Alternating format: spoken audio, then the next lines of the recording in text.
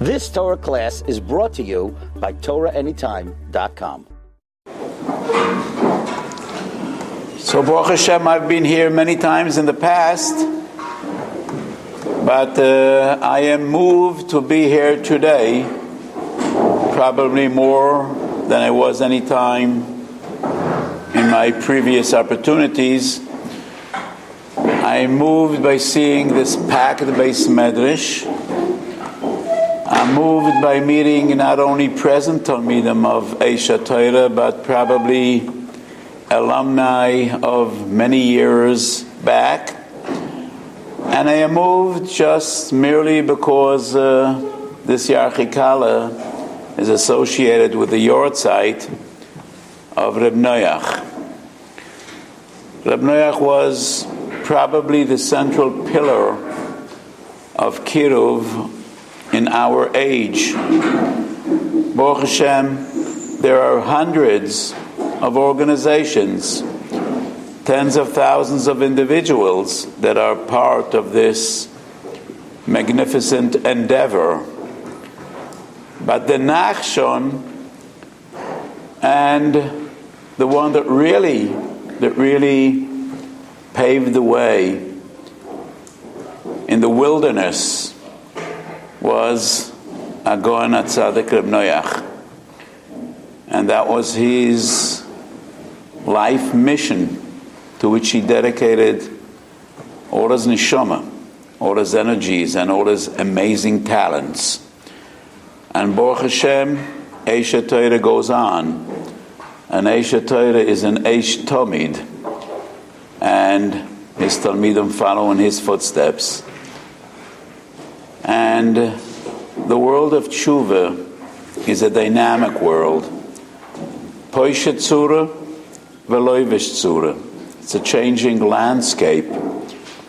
And I know that Aish Torah really, with a finger on the pulse of the tshuva movement, knows how to adapt and adjust, and but the mission is the same. And the goal is as important as it ever was. So my humble brachas to all the great Talmidim of Einoich and all those who will continue and follow in his footsteps. You should have tremendous Yata Dishmaya. So the topic I was asked to discuss today is the big sugya of when and where, what circumstances, and what cases. Not necessarily associated with the kiruv endeavors, but generally in halacha. When is it justified? When is one obliged? When is one permitted to transgress a lesser transgression, smaller aveda, in order to save others from a greater transgression, or an aveda chamura? The sugya basically is based on what seems to be a contradiction between two sugyas. On one hand, Masechet Shabbos Daf Daled Amud Aleph, in which it seems to clear in the sugya, if a person put bread into an oven, and in a few minutes he will be violating one of the gravest isurim in the Torah. He will be baking bread, and that is one of Lamatas Malachas Shabbos. And Chilul Shabbos is one of the harshest avedas that we have. Is another person obliged, entitled to initiate and to take the bread out of the oven? Taking the bread out of the oven would be an Issa D'Rabbanan. And the Gemara says, V'chi oimrim le'odam chatei kedei sheyiskech haveiroi. We do not tell Mr. A to transgress to save Mr. B even from a greater transgression. So that is in Shabbos Daf Daled. On the other hand, in Erev and Daf Lamed Beis, we have the story of a person that gave fruit to another person, and then he becomes aware that he didn't take off Tumas HaMaisus. So obviously that other person would justly assume that probably when I received those fruits, the one that gave me the fruit probably took care of them, and he was mafresh tumas hamaisis. So would he be required to be mafresh tumas hamaisis in a way that is actually a transgression? Because shalom min amukaf, you cannot really take off tumas hamaisis. And the Gemara says, Nichelei le'inish de le'eved yisura zuta v'loi le'eved chaveiro yisura rabba. So, what the Gemara says, yes, even though it is not right to take off tumas hamaisis, I'm not really that great in English, especially when I'm dealing with halachic concepts. So, how do I translate tumas hamaisis? T-I-T-H-E-S. I don't know how to pronounce that word.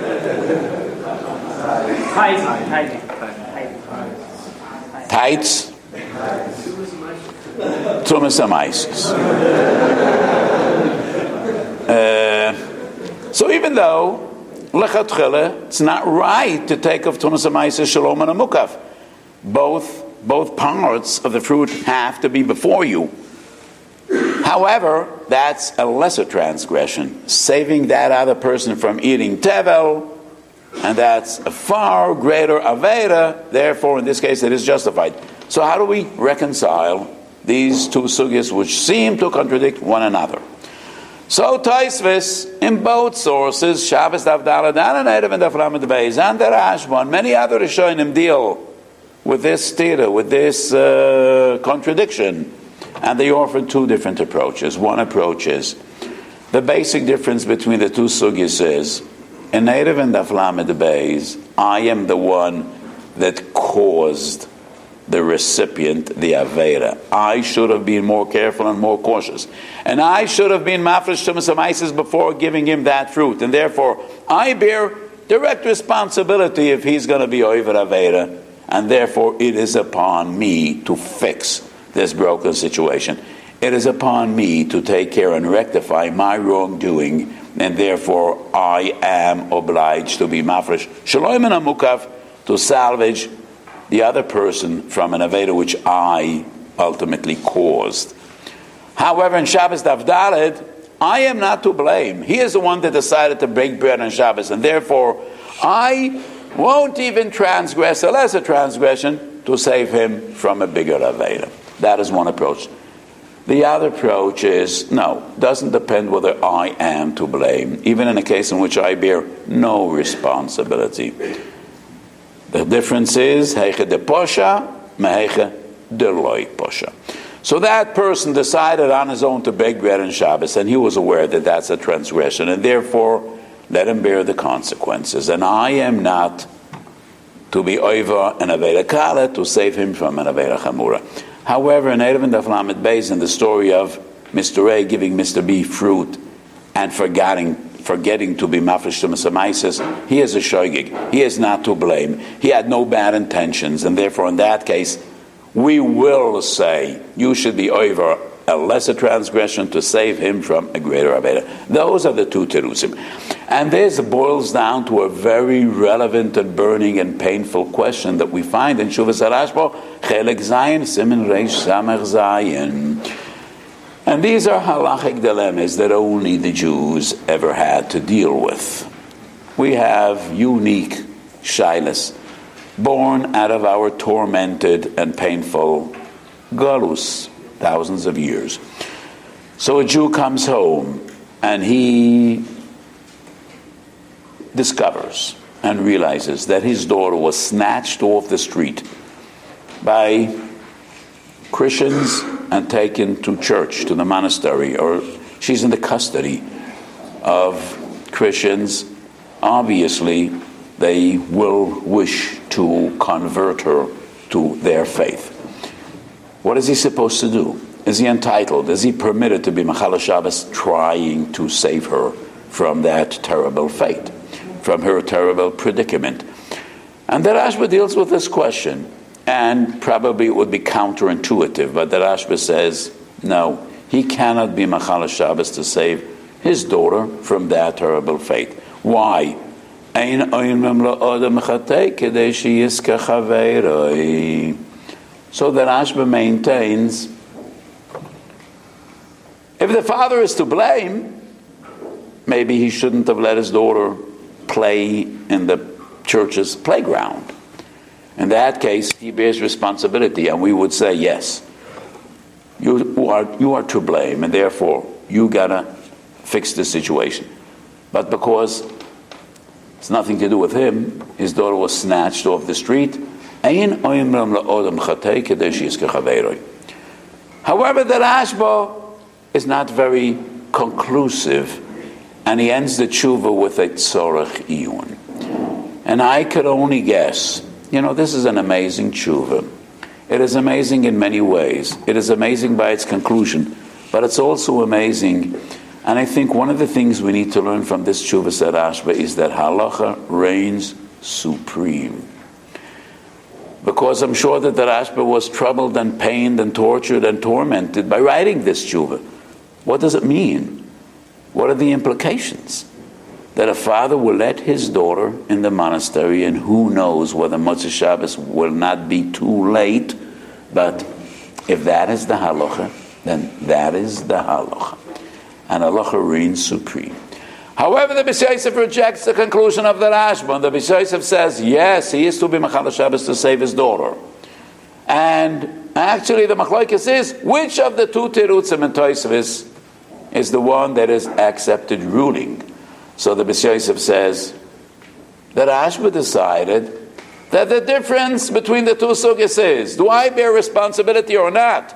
The Beis Yosef says, no, accepted ruling should be the other teretz of Tosfos. Posha or loy posha. And that little girl is totally innocent. And she was taken off the street and taken into their custody. And she is not to blame. It's not like a person that decided to be Mechal Shabbos and put a loaf of bread into the oven. And therefore, yes. So it all depends which transgression is the bigger one. So the Beis Yosef says, be Mechal Shabbos once, in a Seder Rabbanan, even Tchumin Diuraisa, to save your daughter from an entire life of oblivion, that definitely would be considered a lesser transgression. So the Beis Yosef paskins, yes, he is to do whatever is required to save his daughter from that fate. So that is a machlokes Beis Yosef and Rashba, which of the two terusim actually is the accepted practice. And in my tshuvas I dealt with very many shaylas that deal with this basic topic. So Shalos Tshuvas Minchas Osher Chelek Aleph Chov Beis Chov Gimel, and an additional tshuva in the same story, Chelek Beis and Mem Gimel. And this is a shayla in which my opinion goes against the opinion of the Gedolim of our time, and I'm fully aware of that as it appears in my tshuvas. So a very common question is regarding Hatzolah activists, all those wonderful people that are engaged in Hatzolas Nefoshes and Pikuach Nefesh on Shabbos as well as in the middle of the week, because Pikuach Nefesh is Doicha Shabbos.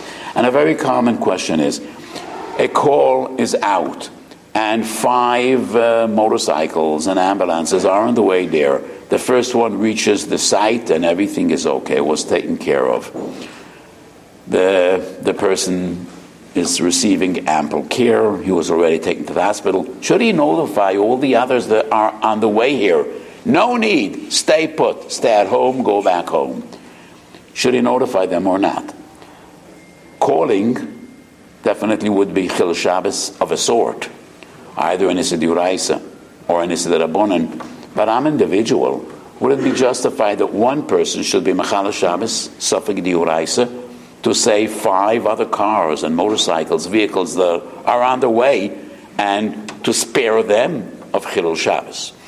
So most of the Gedolim of our time say those 5 people on the way here are not engaged in Aveda. They're Mekayim a mitzvah.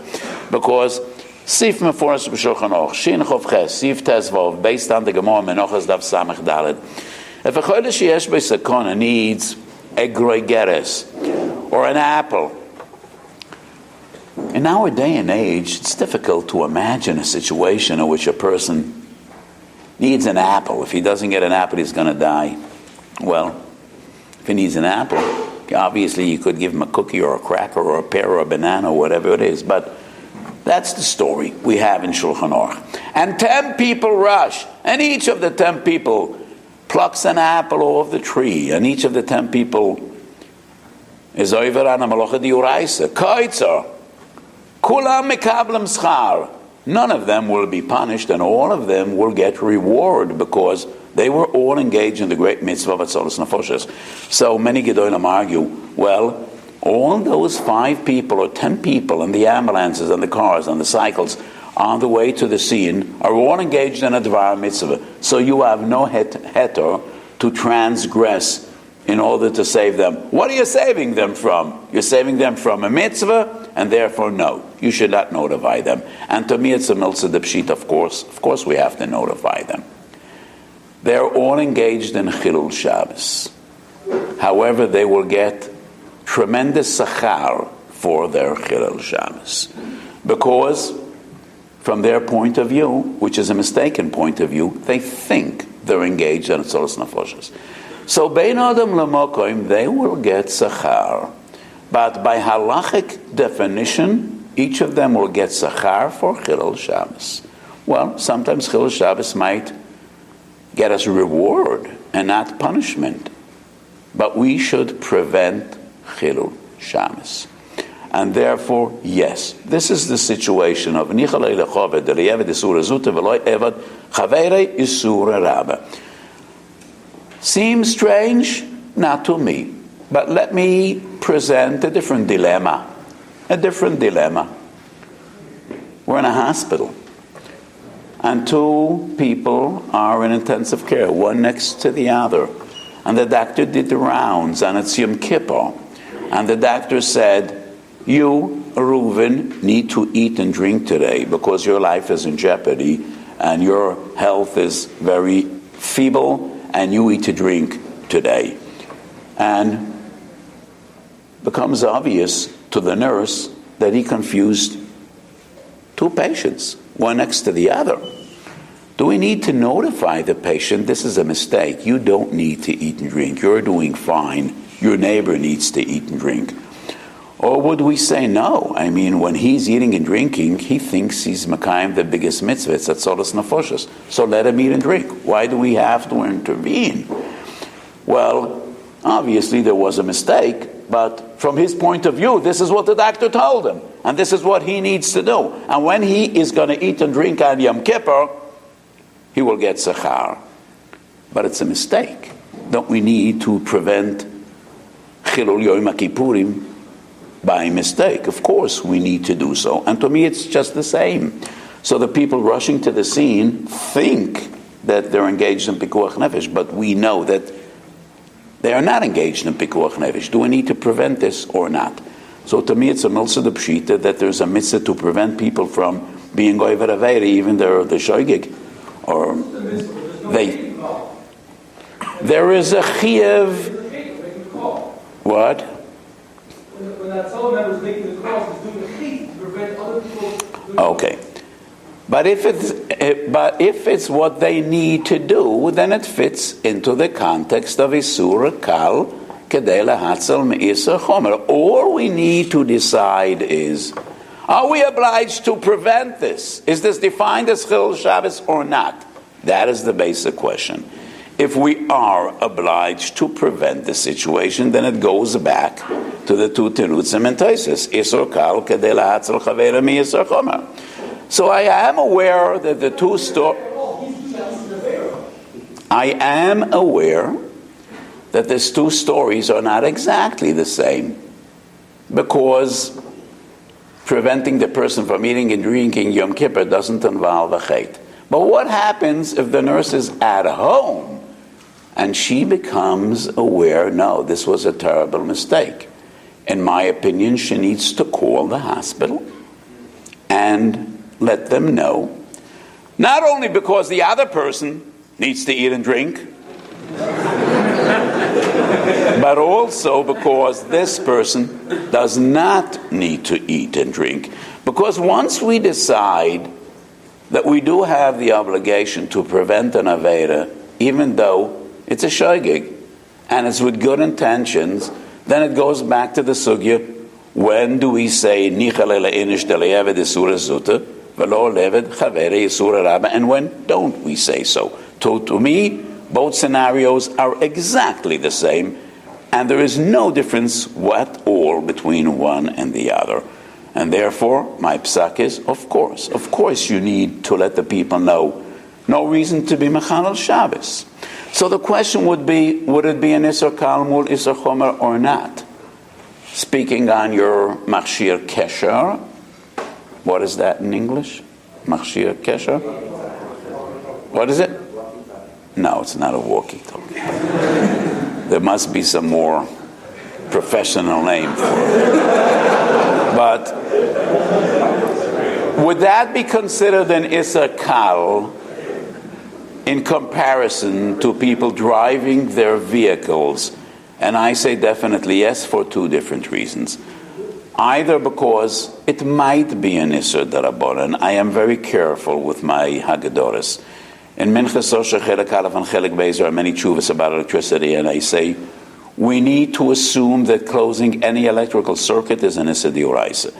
But my formula is we need to assume that it's an Isser D'Oraisa. And that should be our basic approach to any form of electricity and electronics. But we cannot say definitively that it is an Isser D'Oraisa. Yes, that's the opinion of the Chazon Ish, and that's the way we need to paskin.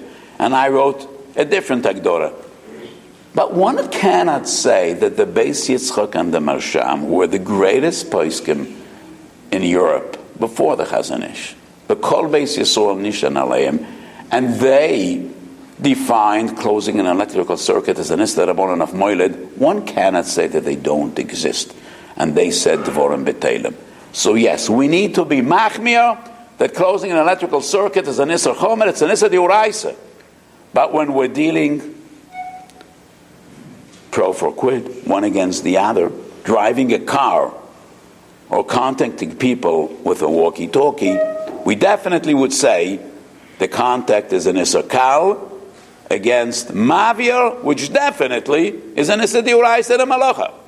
And the other point is, he's an individual. And they are many. And therefore, that would be considered an Isser Kal against an Isser Chomer. So the Beis Yosef paskins, yes.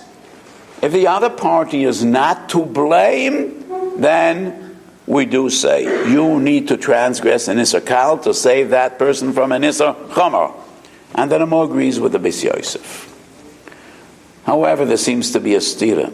Because the Ramo in Shin Chov Chesif Yud, would there be a Mishnah Berurah anywhere around here? Or maybe it's on the source sheet? Yes, it seems to be. Number Shin Chov Ches Sif Yud. Source number 6. Misha Roitzim Ramo, on the top of the page, source number 6. Misha rotzim la'ansoy sheyavar avera gedoyla. Ein mechalan on olav Shabbos kedei lahatziloi. So why doesn't the Ramo reject the Beis Yosef and Shin Vav? When the Beis Yosef says, yeah, the father has to go chutz l'tchum to save his daughter. Misha rotzim la'ansoy what would the difference between the two? So the Bach says this is oinus. To save a person from an oinus, no, that is not permissible. Shin Vov is not an oinus. It's not an oinus. She's a little girl. If she's going to grow up amongst them, would that not be defined as an onus? So we must say different type of onus. This is a situation in which they put a gun to his head and say, bow down to Avodah Zorah. This is the classical onus that we find in the entire Shas. Misha roitzim la'onsoy laver avera gedoyla. There, Well, it is a form of Einus. She didn't go there out of her free will. But if she will grow up there, she will transgress out of her free will. And therefore, in that case, how would we define our situation when they're driving? I think that's more similar to the Einus of Shin Vav, of that girl, and not to the Einus of under the threat of being killed or tortured, we force you to do this. The Magen Avraham and the Taz have a different approach to reconcile what seems to be a stira between these two halachas. So the Taz says, Shin Vav, we're speaking about the entire life and the entire future of a Yiddish kind, of a Yiddish neshama, of that little girl that'll grow up as a Christian. And that definitely is an Issa Chomer, Legabe Issa Kal. This is a one-time event. So why would we be Machal Shabbos to prevent an Issa, which is one time if it's an Oinus as well? And that is the Taz, Sivkot Nei, and the Magen Avraham, Sivkot Nchof Tes. The Magen Avraham adds on another touch, and he says, Chil Shabbos is Ka'ovid Avodah Zorah. So it wouldn't be defined as an Issa Kal against an Issa Chomer. So why would we be Mechal Shabbos, which is Koivid Avodah Zorah, to salvage him from an Oinus of Chirol Shabbos? That is the argument of the Magen Avraham. So in our case, what would be defined as a Kal Keneged as a Chomer? So I made two arguments. Closing an electrical circuit definitely would be considered Kal against Malachas Mavir, which is beyond doubt a Malacha Diuraisa, and Yochid Keneged Rabbim. And I want to prove these points. There seems to be another steer in the Ramah. From Orachayim to Even Ezer, Simen Vav, Sif Yud Aleph. What are we dealing with in Even Ezer, Simen Vav, Sif Yud Aleph? The Isser of Minekes Chaveroi. I'm not sure you're all familiar with the Isser of Minekes Chaveroi, but that's a Sugi in Yavomis. According to Chazal, a lady could not remarry if she has a baby that she is nursing, as long as she is nursing that baby. So the Ramah brings a psak that was a major controversy. The psak is from the Mahari Mintz, and the Bishaysev rejects him, and the Ramah paskins him. So, Mahari Mintz dealt with a question in which, if we would not let them marry, they probably would leave the fold. And this is a sugya we might discuss at some other time. This is a sugya which is relevant to Aish Torah people. How much weight do we give when we are afraid if we won't come up with a Kallah, we might be pushing people aside and they might be leaving the fold? This is a major discussion, and I wrote a very lengthy tshuva about this, but we'll leave that for another time. But the Gemara deals with the situation of Nahagu bo minag hefker and the Namu paskins. To prevent the situation of minag hefker, we will permit a person to marry minekes chaveroi. But isn't that chatei kedei sheyis kechaveroi? The husband that's going to marry this lady, he is over an anisa derabanan, to salvage whom? Other people, oivrei avera, in a situation of nahago b'minag hefker. So we could only give two terutzim. He's over an issa derabanan. They will be over an issa diuraisa. He's an individual. They are more than one person. So to reconcile the Ramah, shelo yisteh divrei atzmoi, these are the only two terutzim we might come up with. So at least one of the two is valid. We don't know which one. But these are the only two terutzim to be miyashiv divrei Ramah, shelo yisteru eile et eile. Nachlas Shiva, Siman Pei Gimel, comes up with a new approach. What? I want to prove at least one of the two arguments why in our situation we would say Chatei Kedei Sheyiska Chaveroi. And why do I need proof? Because the Noida B'Yehuda, Siman Lamed Zayin, Even Ezer B'Dura Tinyona says, according to the Rashba, we wouldn't even permit an Issa D'Rabbanan to save another person from an Issa D'Uraisa.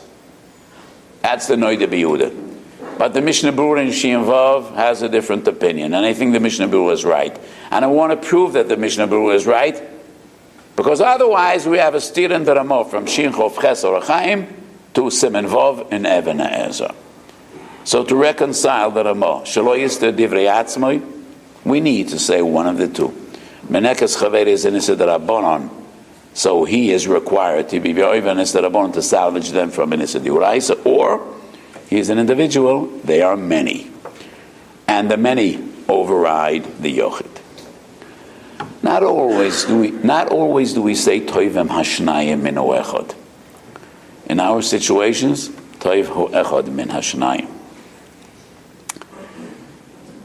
Nachlas Shiva, who was in the generation of the Bis Yosef, a little younger than the Bis Yosef, and Siman Pei Gimel comes up with a new approach and a new solution to the terrible dilemma of Misha Ansu es Bitoi, Siman Shin Vav. And the Nachlas Shiva argues, this has nothing to do with the sugya of Chadei Kadesh Yizka Chaveroi.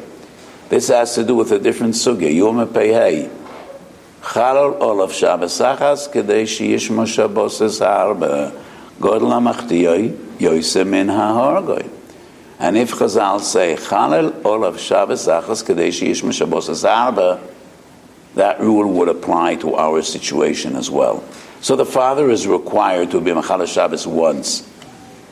If he doesn't do so, his daughter Nebuch might do it all her life.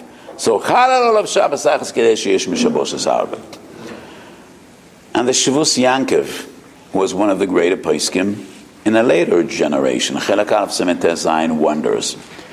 And the Shavus Yankov is also a big yesoid in Ashkofas HaHalacha, in the philosophy of halacha, not only in pure halachic criteria and argumentation. So the Shavus Yankov wonders that the Nachlas Shiva is choilek on the Rashba and the Bis Yosef Mismora Be'alma. So the Shavus Yankov wonders, well, why wouldn't the Bis Yosef and the Rashba think about the Gemara? Did they forget the Svor of Chalul Shabbos Kadei Sheish Meshabos Asaba, Reb Shimon ben Menashe in Yom Adav Pei? So it is clear, argues the Shavus Yankov, the formula might apply to Chilul Shabbos, but we must assume that this argument deals only with life and death, with nothing else. God Lamachtia Yosem and Ahorgo is not halachic criteria. So Reb Shimon ben Menashe says, how do we know that Pikuach Nefesh Doicha Shabbos V'shamru b'nei Yisrael as a Shabbos, Lasis as a Shabbos, Chalul of Shabbos Achas, Kedei sheyesh Meshavos as Harba. But this rule does not apply to anything less than the demise of a person, life and death. Has nothing to do with any other situation of one Shabbos against many Shabbos. Otherwise, the Rashba and the Bis Yosef would also think about this spark of genius. So the Shavus Yankov totally rejects the Nachlas Shiva, and I think he's right. So, in my Svarim, I dealt with a different question. Is this halachic ruling, Chalul Olav Shabbos Achas Kadei Sheish Meshabos Asarba, Maskonos Azugi and Yuma Peheh, the Gemos as Kuli Isli Percha Bar Mishmur? And the conclusion is, how do we know Pikuach Nefesh Doicha Shabbos? V'chai behem, v'loi shiyamus behem. And if this is the source, definitely deals only with life and death. But I brought 10 different Piskei Halacha, Min HaRashonim ad Achroin Achroinim, that we also learn halachas from the Svor of Chalal Olav Shabbos Achas, Kedei Sheish Meshabos Harba. And one of the 10 is the Shavus Yankov. But we should assume ein halachic kemoisoi. And that's the argument of the Shavus Yankov against the Nachlas Shiva. So I dealt with many questions throughout the years that are based on this fascinating sugya. When yes, when no. When is one required to be oiva isakal kedei lahatzal chaverim isachomar? 150 years ago, there was a story in Galicia and it made major waves. So a woman had difficulty in childbirth. So they sent an urgent message to the Mialedes midwife. Yeah? She needs urgently to come. And they sent a wagon to bring her. But then she had a problem of yichud. She's going to be with that goyish balagola for the next 3 hours alone in that stagecoach. I don't think there were any stagecoaches in Europe. That belongs in the American West. But they sent a wagon, and that was a problem of yichud. So Rabbi Balchover was a tremendous Ilui in Galicia, and his sefer is Shem Arya, Rabbi Leibish Balchover. Shem Arya, Even Ezer Siman Lamed Gimel, we find an interesting discussion. Would we permit a male to accompany that woman on the way to prevent this yichud, but he's going to be over on the Isur of Tchumi? So, would we say he should be over on Tchumin to save his wife, let's say, from the Isur of yichud? Would that be Chalul of Shabbos House Kadesh? No. Would that be Oimerim Odom Chatei Kadesh Yizkechaveroi? So which of the two Asurim is harsher than the other? Definitely yichud is the Isur Chomer regarding Tchumin. Because yichud is an Isur D'Oraisa. Yichud Aish is an Isur D'Oraisa. Tchumin, according to the vast majority of Poskim, is only Midrabanan. It's actually this week's parsha. Al Yetze Ish Mekoymoi. Erev Nun Aleph, the Gemara says, that is the source of Tchumin. The Rambam maintains Yud Beis Mil D'Oraisa, Al Payam Midrabanan. The Ramban, Rosh, most Rishonim say, even Yud Beis Mil is only an Isur D'Rabanan. Lamala Masora is a boya, the lo ifshete. Erev and Mem Gimel, yes, Tchumin Lamala Masora, and a wagon is higher than a Soret Tfochim. So, Sveike D'Rabanan definitely is an Isur Kal regarding Yichud. So Rabbi Leibish Balchover sent this Shaila to Rabbi Shlomo Kluger, not on Shabbos, after Shabbos. And Rabbi Shlomo Kluger, Shalas Teshuvos, Tuf Tam V'das, Chelek Aleph, Siman Kuf Tzadik Beis, agrees with Rabbi Leibish Balchover. That was correct, your psak. Her husband should come along to prevent this yichud, even though he would be over on Tchumin. Shalas Teshuvos, Emek Shaila. Anybody familiar with the Emek Shaila? He was a Rebbe.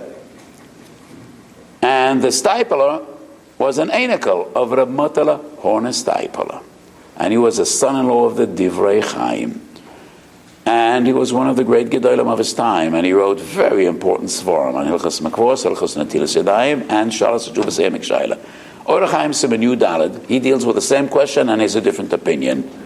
And he says, no. So what heter would he have to be over and Tchumin, which is an Isakal Kedei Sheyizke Chaveroi?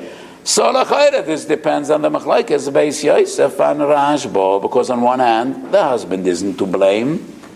Maybe he is to blame that he let his wife become a midwife.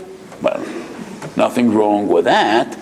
So on one hand, why should he be Mechal Shabbos ben Isur D'Rabanan?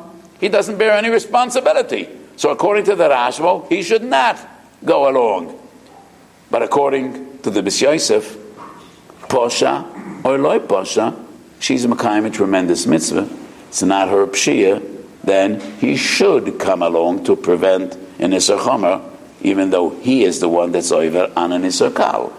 So this is once again an interesting shaila that Gedolim argued about 150 years ago, and there are many, many similar shailas that I have dealt with throughout, many years. How much time do we have? Till 1 o'clock. So this basic sugya. Okay, so the basic sugya is the sugya we have been dealing with. The stira between Shabbos of Daled, Erevin, Daf, Lamed Beis, two different terutzim of the Rishonim, And the Beis Yosef, the Shulchan Aruch, is halacha. So in Shin Vav Sif Yudalad, Shulchan Aruch paskins, the story of a little girl being snatched off the street, the father should be Machal Shabbos, even Tchumen Yud Beis Mil. So Yud Beis Mil, as I said, is a Machlokes Rambam and Ramban. It's actually a Stiras Rambam, because the Rambam in Sefer HaMitzvahs, Lo Ta'aseh Shin Chof Aleph, writes, Al Payamam is Mena Torah, but Perek Chov Zayin Alocha Aleph Hilchas Shabbos, the Rambam writes, Yud Beis Mil is the Oraisa Al Payamam et Rabbanan. And when there is a contradiction between Sefer HaMitzvahs and Mishnah Torah, goes without saying, Mishnah Torah has the upper hand. Sefer HaMitzvahs is not halachic ruling. Mishnah Torah is, and therefore the Mishnah Torah overrides the Sefer HaMitzvahs. Especially, Sefer HaMitzvahs was written by the Rambam before the Mishnah Torah, in a way as an introduction to Mishnah Torah, and therefore the Mishnah Torah overrides. As I said before, most of the Rishonim maintain that Tchumen is Bechlal and Issa D'Rabbanan, and the Posek is not the Drosha Gemura, and therefore definitely would be defined as an Issachal regarding what might happen with his daughter. So, another question I dealt with, I was asked an interesting comment. One of Gedolei Yerushalayim, he was not very famous, but he was really one of the special and unique Gedolim and Tzaddikim in Yerushalayim. And his name was Rabbi Yitzchak Nussen Kupperstock. Maybe some of you happen to know Rav Kupperstock. Not Cooper Smith, who was very well known in Aish Torah, but he was one of the Gedolim Yerushalayim. And he wrote a Sefer Lahodas Nosan, 2 volumes, on Chanukah and on Purim. He was an Vesano Shval Berech, and we had a very special relationship, Zechat Tzadik Levrocha. And he once asked me a very interesting comment. You know, the big shaila, if something in your house catches fire, are you supposed to call the firemen, the fire department?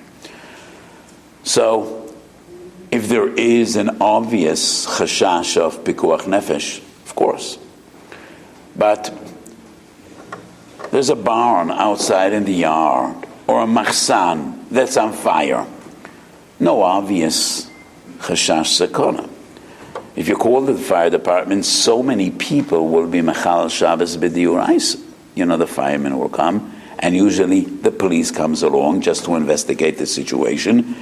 Or should you let that machsan just burn down? So Rav Kupperstock had an interesting heora, and he said, well, I could be frum, but probably some of the neighbors will call the fire department. So maybe just go down there and put out the fire. Putting out a fire is an issur d'Rabbanan, because it's a malacha shein sicha l'gufa. So maybe the frummest of the bunch should go to that machsan, take a fire hose, put out the fire, be over on an issur d'Rabbanan of kibu, which is a malacha shein sicha l'gufa, just to prevent your neighbors from calling the fire department and preventing all those good people that will come to put out the fire. They'll probably have 3 fire trucks and a police car, and there's going to be so much Chilul Shabbos. And probably somebody is going to call to the fire department, and therefore maybe it would be preferable just go to put out that fire. That's an interesting shaila. And I disagreed. And I think in our case, mima nafshach. If calling the fire department is justified, and there is a chashash sakona, then that's not a issur at all. If it's not justified, then maybe that is bechlal posha. And if it is bechlal posha, then I have no heter to be machal Shabbos, even beisukal, to prevent others from transgressing in an issur chomer. How do we define posha? Must we define them as bad people that are machal Shabbos b'mezid? Not necessarily. They might be doing their job, but if we know that there is no need, and they will ask what happened, and the person that calls will say, it's a machzan out in the yard, no obvious sekuna, they come anyway, then maybe regarding this halacha, that would be defined as posha, and that would not justify our chilul Shabbos, even though we're dealing with a malacha shein sichel gufa. But on the other hand, I think we don't know how fire acts. And any fire in a residential community should be defined as pikuach nefesh. There were many cases in which people thought they could figure out how fire acts. And at the end, there was terrible tragedy. Fire acts in many strange ways, and fire interacts with other forces of nature. Sometimes with the wind, and sometimes fire springs from one place to the other, and therefore I think any major fire in a residential area, we have to be choishish that it's pikuach nefesh and call authorities. That is generally my psak. What? Well, yeah. You have one of two options. You could put it out yourself, or you could call the firemen. Would we be mechuyev to put it out ourselves? I'm not sure, because it is a terchi yasera. Not always do we have the means. Sometimes you might be endangering your life trying to put out the fire, and because the normal course of action would be calling the firemen, I think that is mutter to do. When you say a fire, how do you define that? Like, let's say like a candlestick hits the table, starts a fire. Most people say you're supposed to hold the wine around. I think I said a major fire or substantial fire. I think I was careful with my terminology. If a candlestick falls off, and depends where it falls. If it falls on a wooden table,